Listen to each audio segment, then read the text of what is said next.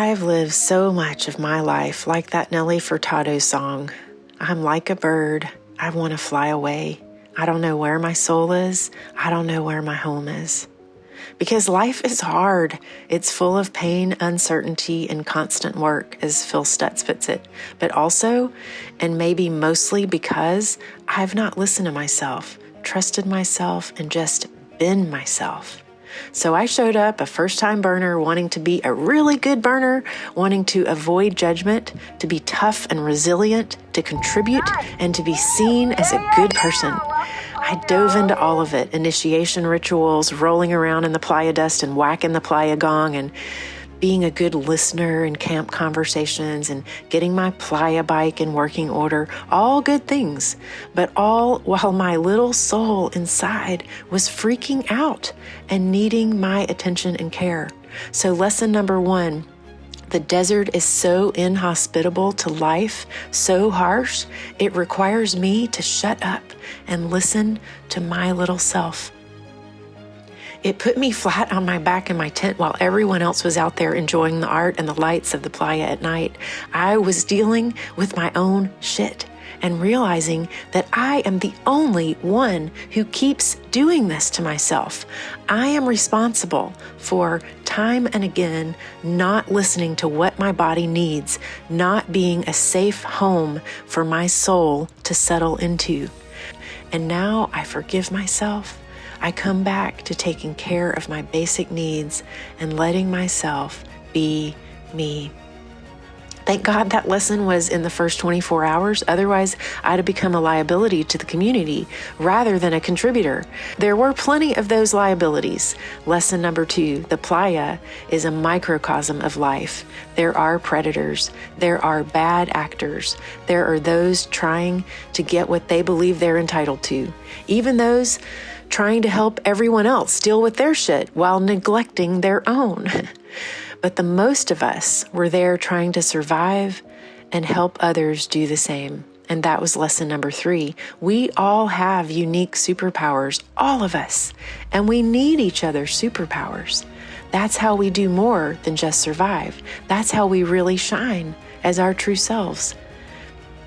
On the playa, we took our masks off. We stopped telling our bodies to shut up and buck up. We stopped gaslighting ourselves to utter exhaustion. We stopped fighting the flow of the universe. We admitted our need for help. We sat together and were honest, sharing our stories and our superpowers, and learning from each other how to shine again. And that shining was lesson number 4. The playa turned us all into children, sometimes in the worst possible way, revealing those of us that were stuck in temper tantrums and entitlement and negativity, but mostly in the best possible way, the way that Jesus referred to children. Truly, I tell you, unless you change and become like little children, you will never enter the kingdom of heaven. Hardly a truer description of Burning Man has ever been spoken. We enjoyed the expanse of playground, the kingdom of heaven that we created for ourselves. We were like 12-year-olds, fully present, in awe, and so hopeful for life. We were in Mary Oliver's poem, Wild Geese. You do not have to be good. You do not have to walk on your knees for 100 miles through the desert repenting. You only have to let the soft animal of your body love what it loves. Whoever you are, no matter how lonely, the world offers itself to your imagination, calls to you like the wild geese, harsh and exciting, over and over, announcing your place in the family of things. That's the sweet spot so many of us claimed for ourselves at the playa. And lesson number 5, we found our place in the family of things. We saw how interconnected we are, how one we are, how I can't be truly full with abundance when my brother is lacking, how our joy is more complete when it is together, and how untethered that joy can feel. Yes, we know it's temporary, it's going to all go up in flames or down in mud, as was the case this year, but we can still fly high in the goodness of humanity and in knowing our place in the family of things every now and then. And lesson number 6, that joy is also more true when we allow sorrow and grief to do its work in us. We are all people of constant sorrow. We have seen trouble all our days. Grief runs deep within us because we love. We love.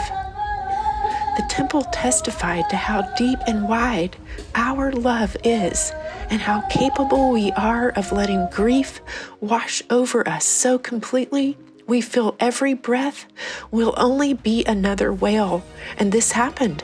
We broke down and wailed in the temple. We allowed each other to sit in that sorrow. We also comforted each other through that sorrow.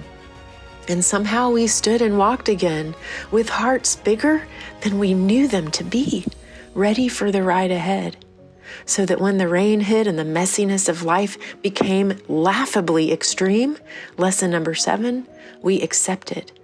Yep, some of us thought about rallying a massive positive thinking experiment. Let's all of us manifest with our powerful minds clear skies, not a second downpour.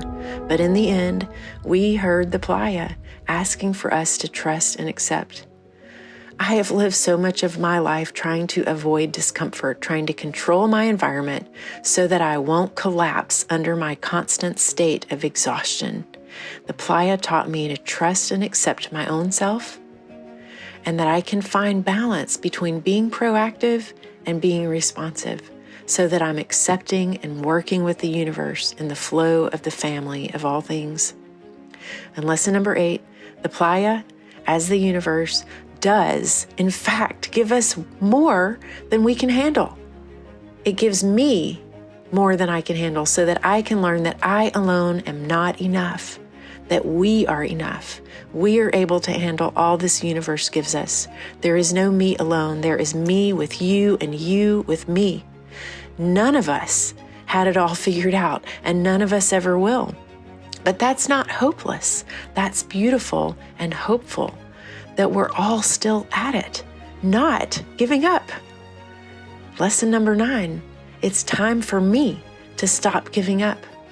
It's time for me to stand up, to be seen, and to start contributing with my full superpowers, which is to say, to simply be me.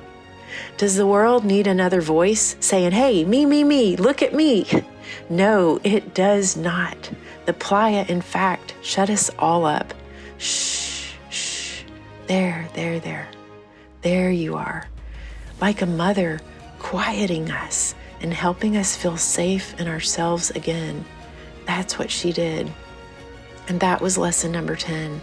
Shut up and keep listening. The mass of men lead lives of quiet desperation and go to the grave with the song still in them. Tune into the quiet. Listen to the song your soul is singing and keep listening.